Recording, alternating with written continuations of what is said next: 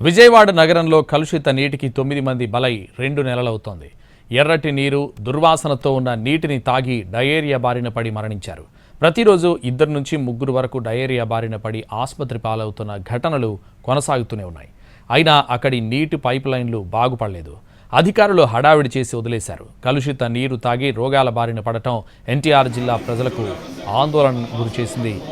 Municipal tap water తాగితే ఖచ్చితంగా ఆసుపత్రి పాలు కావాల్సిందే అన్న పరిస్థితి వచ్చింది.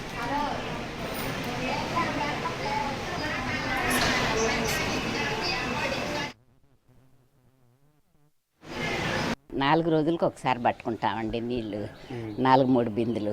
అస్సలు రావట్లే. ఒకరోజు ఏమిటయ్యా మాకు నీళ్ళు రావట్లేదని ఫోన్ చేసి అడిగా. అబ్బాయి నంబరు పేరు రాసి ఉంచుకుంటా. నేను కార్పొరేషన్లో బిల్లు కట్టట్లేదా మీకు, ఎందుకేవో ఎవరి పైనుండి నీళ్లు రావట్లేదని దిగి రావట్లేదు, నాకు ఒక్కలైనా ఎందుకేవో అని అంటే మావాడు ఇటు తిప్పాడు, చూస్తూ ఉండండి అన్నాడు. తెల్లారి నుంచి వస్తాను, కొంచెం పౌడర్ ఏదో కలిపినట్టుగా వస్తున్నాయి. అప్పుడు బాగా మురుకులు వచ్చేసేవండి. బాగా మురుకులు వచ్చేసి బాగుండేవి కాదు. వాడుకోవడానికి బాత్రూమ్కి, స్నానానికి అవి తెచ్చుకునే వాళ్ళము. మిల్లర్ వాటిలో తెచ్చుకునేవాము. ఇప్పుడు లేకపోతే వేడి నీళ్ళు కాసుకొని ఇంకా ఇచ్చేసాం. ఇప్పుడు పర్వాలేదు, కొంచెం లైట్గా మురుకులు వస్తున్నాయి, కొంచెం పసరుగా వస్తుంది. ఆ తర్వాత బాగా తెల్లగా వస్తుంది. ఇప్పుడు వచ్చి కాసుకొని తాగుతున్నాం. ఇలాంటి పరిస్థితుల్లో జనాలు డయేరియా బారిన పడకుండా హడావిడిగా చర్యలు తీసుకున్నారు అధికారులు. నీటి శాంపిల్స్ తీసుకుని టెస్టింగ్లకు పంపించారు. యుద్ధ ప్రాతిపదికన మెడికల్ క్యాంపులు పెట్టి వారం రోజుల పాటు హడావిడి చేశారు. కేసులు తగ్గుముఖం పట్టడంతో ఎక్కడికక్కడ సర్దుకున్నారు. మంచినీటి పైప్ లైన్లు కూడా చాలా వరకు మరమ్మతులు చేశారు. కానీ కొన్ని ప్రాంతాల్లో పరిస్థితి అలాగే ఉందని అంటున్నారు స్థానికులు. వాన కురిస్తే నిలిచిపోతున్న మురికి నీరు లీకేజీల్లోంచి పైపుల్లోకి వస్తోందని చెప్తున్నారు.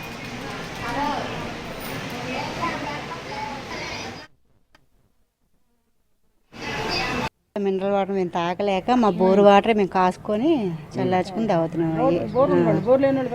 మాకంటే బోరు ఉంది, మోటార్, ఉప్పు నీళ్ళ మోటారు, అది ఇంకా అయ్యే పట్టుకొని తాగుతున్నాం. మినరల్ వాటర్ మాకు అసలు అలవాట్లేదు, అయ్యేం తాగలేకపోతున్నాం. వాసనగాను తెల్లగా వస్తున్నాయి. నిన్న కాక మొన్న మా కోడలో నెల కూడా అవ్వలేదు, మోషన్ సీరియస్నాలు అవుతుంటే హాస్పిటల్లో జాయిన్ చేసాం. 80,000 అయినాయి. ఆమె ఇంకా కోలుకోలేదు. నీళ్ళు తీసుకెళ్లారండి, చూశారు. మీరు ఆ నీళ్లు కాసుకొని తాగండి అన్నారు. మాకు ఆ నీళ్లు పడలేదని, మా కోడలో బాగోలేదని మేము మా బోరు వాటరే కాసుకొని తాగుతున్నాము.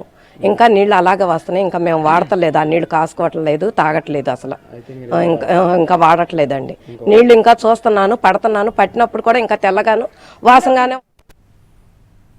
సంవత్సరాల తరబడి మెయింటెనెన్స్ లేని పైప్ లైన్లను మార్చలేదని అంటున్నారు విజయవాడ నగర ప్రజలు. సమస్య వచ్చినప్పుడే వారం రోజుల పాటు పనిచేస్తున్న యంత్రాంగం ఆ తర్వాత పట్టించుకోవడం లేదని అంటున్నారు. పైనుంచి వచ్చే పైప్ లైన్ను సరిచేయకుండా చిన్న చిన్న మరమ్మతులు చేసి చేతులు దులుపుకుంటున్నారని చెప్తున్నారు. అక్కడక్కడ ట్యాపుల్లోంచి ఇంకా రంగు నీరు వస్తోందని, తమకు ఖచ్చితమైన పరిష్కారం చూపించాలని కోరుతున్నారు. పైప్ లైన్ సరి చేస్తుంది, మెయిన్ ఒక చోట సరి చేసామనుకుంటే ఉపయోగం లేదు. ప్రతి సందు కూడా చెక్ చేయాలి.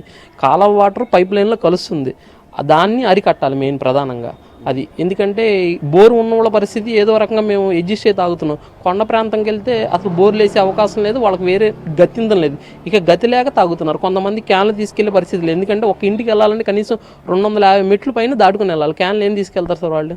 అది ఇంకా గతి లేకుండా ఆ నీళ్ళు తాగి ఆరోగ్యం చెడగొట్టుకుంటున్నారు. అది చాలామందికి వాస్తవానికి డయేరియా అంటే మోషన్స్ అవుతున్నాయి అనుకుంటున్నారు. కానీ ఆ డయేరియా అనేది సివియర్గా వస్తే కిడ్నీ ఎఫెక్ట్ అవుతుంది, ఇన్ఫెక్షన్ వస్తుంది సంగతి